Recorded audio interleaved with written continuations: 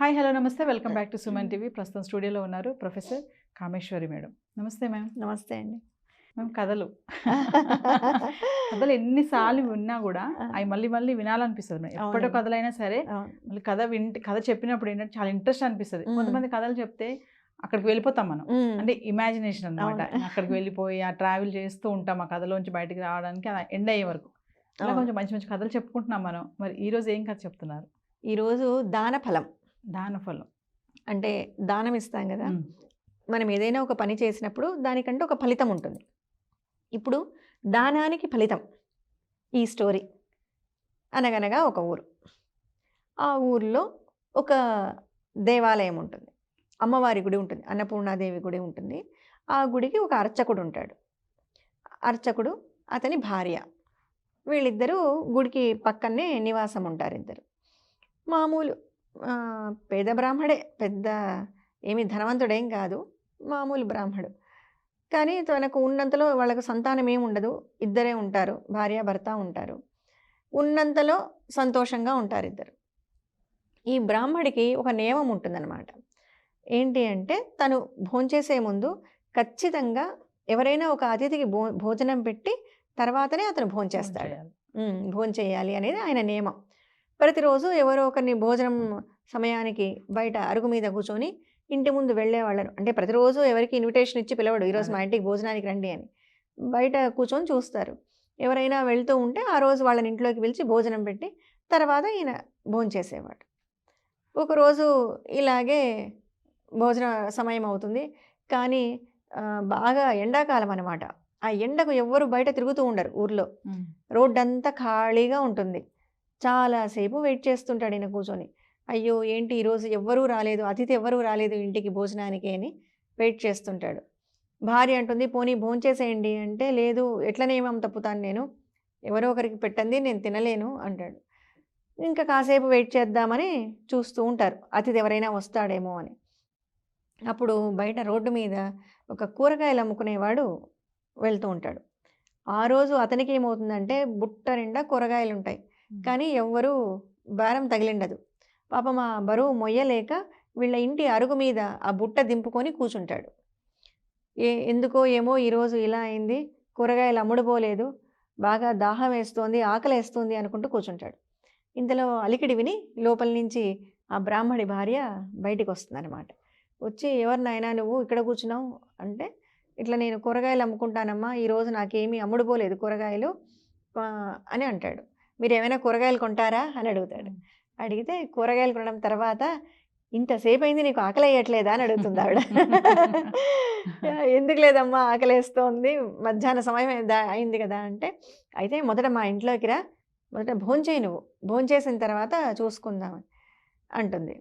అని అతన్ని వద్దులేండి అట్లా ఎందుకు అంటే, లేదు లేదు పర్లేదు రండి లోపలికని లోపలికి తీసుకెళ్ళి ఆ బ్రాహ్మడు తన పక్కనే కూర్చోబెట్టుకొని అతనికి కడుపు నిండా భోజనం పెడతాడు. ఆ కూరగాయల వాడు కూడా చాలా సంతోషిస్తాడు. నేను అయ్యవారు అసలు ఇలాంటి భోజనం నేను ఇంతవరకు ఎప్పుడూ తినలేదు, ఇంత రుచికరమైన భోజనము నేనెవరో తెలియదు మీకు, అయినా కూడా మీరు నన్ను పిలిచి ఇంత బాగా ఆదరించి భోజనం పెట్టారు అని వాడు ఎంతో సంతోషపడతాడనమాట. సంతోషపడి వాడు కూరగాయలు ఉంటాయి కదా బయట, అమ్మ మీరేమీ అనుకోకపోతే ఈ కూరగాయలన్నీ మీరు తీసుకొని ఉపయోగించుకోండి అంటాడు. గంపెడు కూరగాయలు. గంపెడు కూరగాయలు. కానీ ఆవిడ స్వీకరించదు, ఒప్పుకోదు. వద్దు నాయన అట్లంతా, మాకు ఆయన బ్రాహ్మడు చెప్తాడు, నాకు నియమం ఉంది, అతిథికి పెట్టిన తర్వాతే భోంచేయాలి అని, అందుకు సమయానికి ఎవరూ దొరకలేదు, నువ్వు భగవంతుడి రూపంలో నువ్వు కనపడ్డావు నాకు, నువ్వే నాకు మేలు చేశావు, నువ్వు వచ్చి భోంచేయడం వల్ల నేను భోంచేయగలిగాను, అంతే తప్ప అట్లా ఏమి ఫ్రీగా ఏమి కూరగాయలు వద్దు అన్నట్టుగా చెప్తాడు ఆయన. సరే వాడు సంతోషపడి నమస్కారం చేసి, ఇద్దరూ సంతోషపడతారు. అతిథి దొరికినందుకు బ్రాహ్మడికి ఆనందం కలుగుతుంది, భోజనం దొరికినందుకు కూరగాయల వాడికి ఆనందం అవుతుంది. అక్కడి నుంచి కూరగాయల వాడు వెళ్ళిపోతాడు. వెళ్ళిపోయాక భార్యకు ఒక అనుమానం వస్తుంది. ఏమండి మీరు ఇన్ని రోజుల నుంచి ఇట్లా దానాలు చేస్తూ ఉన్నారు కదా, అన్నదానం చేస్తూ ఉంటారు కదా, మీరు దీనికి ఏమైనా మీకు ఫలితం ఉంటుందా, అంటే బెనిఫిట్ ఉంటుందా మీకు, దీనివల్ల బెనిఫిట్ ఏమైనా ఉందా అని అడుగుతుంది అనమాట. అంటే ఎందుకు లేదు, మనం సంతోషంగానే ఉన్నాం కదా, అన్నపూర్ణాదేవి దయతో మనకు తినడానికి ఏం లోటు లేదు, ఉండడానికి ఒక నివాసం ఉంది, సంతోషకరమైన జీవితం గడుపుతున్నాం కదా, మనకి ఇంతకన్నా ఏం కావాలి, నీకేమైనా కావాలా చెప్పు అంటాడు. ఆహా ఏం లేదు, మీరు సంతోషంగా ఉంటే నేను సంతోషంగా ఉన్నట్టే అంటుంది. అని ఇంకా అక్కడి నుంచి ఆయన సరే అయిపోతుంది. మరుసటి రోజు గుడికి వెళ్తాడు. గుడికి వెళ్ళిన తర్వాత ముందు రోజు భార్య అడిగిన క్వశ్చన్ ఉంది కదా మైండ్లో, ఎంతైనా చూడండి మగవాళ్ళకి ఒక క్వశ్చన్ అడిగింది భార్య అంటే అప్పటికి సర్ది చెప్పినా వాళ్ళకి మళ్ళీ ఆ క్వశ్చన్ రైజ్ అవుతూనే ఉంటుంది, ఇంతకు ఏంటి అని. అదే ప్రశ్నను అమ్మవారిని అడుగుతాడు. అమ్మ నాకు ఒక చిన్న సందేహము, రోజు నేను నిన్ను ఇంతగా అర్చించుకుంటున్నాను కదా, పైగా నేను రోజు అన్నదానం చేస్తాను, దీనికి సంబంధించిన ఏదైనా ఫలితం ఉంటుందా అంటే, ఫలితం నాకు ఇవ్వమని అడగట్లేదు నేను, ఏదైనా ఉందా ఫలితము, దానానికి ఫలితం ఉంటుందా తెలుసుకోవాలని నాకు చిన్న కోరిక అంటాడు. అప్పుడు అమ్మవారు అంటుంది, ఉంది, ఎందుకు లేదు, ఫలితం ఖచ్చితంగా ఉంది. నువ్వు ఉన్న దగ్గర నుంచి తూర్పు దిక్కుగా వెళ్ళు. తూర్పు దిక్కుగా వెళ్తే ఒక రాజ్యం వస్తుంది. ఆ రాజ్యంలో ఒక రాజు ఉన్నాడు, రాజకుమారుడు ఉంటాడు. నువ్వు ఆ రాజకుమారుణ్ణి కలువు, నీకు సమాధానం దొరుకుతుంది అని. అవునా అని చెప్పి నమస్కరించి అమ్మవారికి వెంటనే ఇంటికి వెళ్ళి భార్యకు చెప్పి ఒక 2 రొట్టెలు కట్టుకొని సంచిలో పెట్టుకొని బయలుదేరతాడు. దారి మధ్యలో వెళ్తూ ఉంటాడు. వెళ్తూ ఉంటే కొంత దూరం వెళ్ళేసరికి ఒక సన్యాసి ఎదురవుతాడు.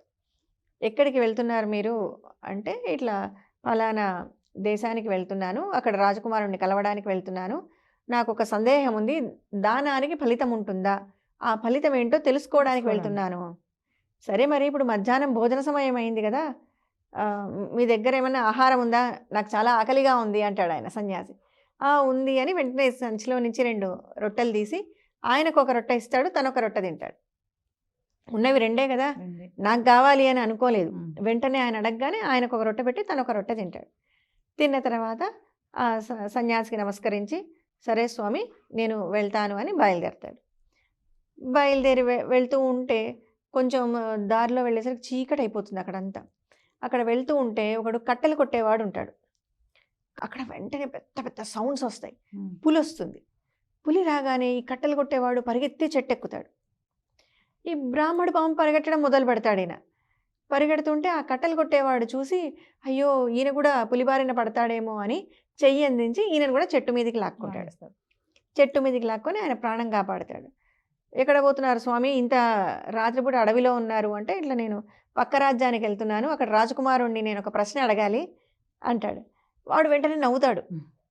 ఎందుకు నవ్వుతున్నావు అంటే, రాజకుమారుడితో మీరు మాట్లాడడం ఏంటి, మాకు ఇంకా రాకుమారుడే లేడు అక్కడ ఆ రాజ్యానికి, మా రాణీదేవి గర్భవతి, ఈరోజో రేపో బిడ్డను కంటుంది ఆవిడ, ఇంకా మాకు రాకుమారుడు పుట్టనే లేదు, ఇంకా పుట్టని రాకుమారుడితో మీరేం మాట్లాడతారు, ఆ రాకుమారుడు ఎప్పుడు పుట్టాలి, మీరు ఎప్పుడు మాట్లాడాలి, కనీసం 3 ఏళ్ళన్నా వయసు రావాలా, సో ఇంతకాలం మీరు ఇక్కడే ఉంటారా, అయినా మీరు వెళ్ళే మార్గం ఇది కాదు, ఇంత రాత్రిపూట మీరు ఎక్కడ వెళ్ళలేరు అని.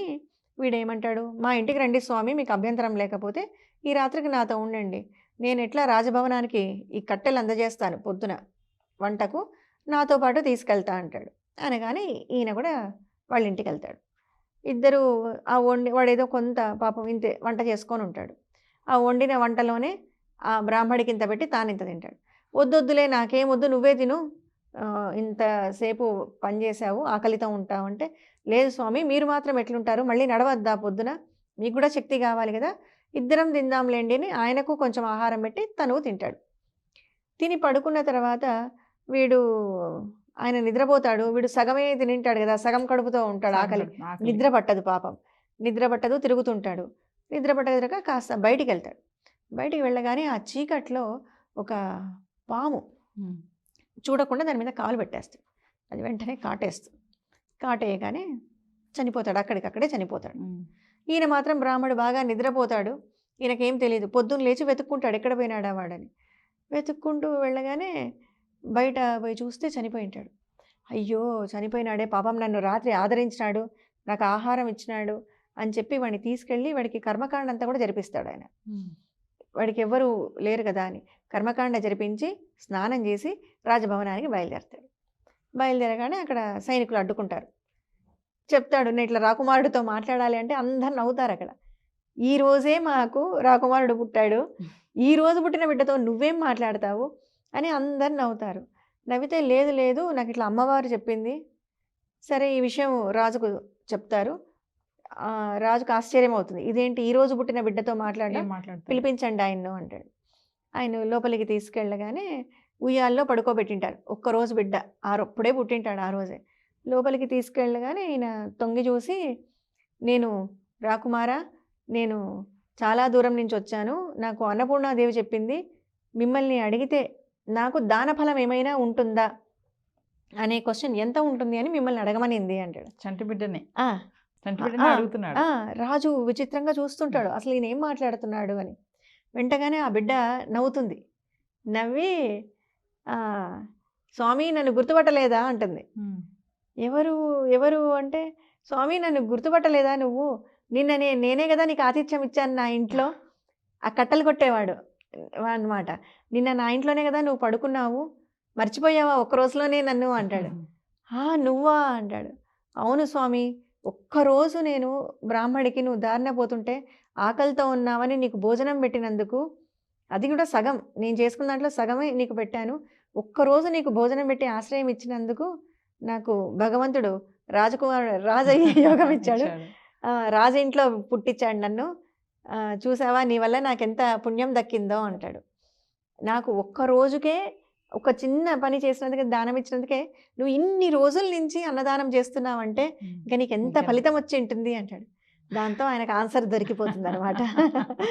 దొరికిపోగానే చాలా సంతోషపడి మళ్ళీ తిరిగి తన రాజ్యానికి, తన దేశానికి వచ్చేసి ఇంకా అక్కడి నుంచి ఆయన ఆ సంతోషంతో ప్రతిరోజు ఇంకా అప్పుడు ఎవరో ఒక అతిథి కోసం చూసేవాడు. ఇంకా తన సంపాదన అంతా కూడా ఆయన నిత్యాన్న దానం చేస్తూ ఉన్నంతకాలం కూడా సంతోషంగా జీవిస్తారనమాట. దానాలన్నిట్లో అన్నదానం గొప్పది అని అన్నదానం గొప్పది. Thank you. నమస్తే.